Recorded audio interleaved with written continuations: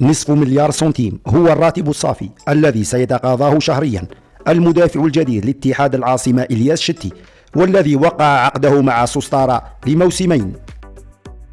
وأضحى المدافع القادم من الوداد البيضاوي بالمناسبة أغلى لاعب في تاريخ اتحاد العاصمة، متجاوزا ب20 مليون أعلى راتب في تشكيلة الاتحاد عن الموسم المنقضي، والذي كان من نصيب صانع الألعاب أكرم جحنيط، علما أن راتب القائد والمدافع الدولي زين الدين بالعيد والمتنقل مؤخرا إلى بلجيكا كان في حدود 280 مليون سنتيم.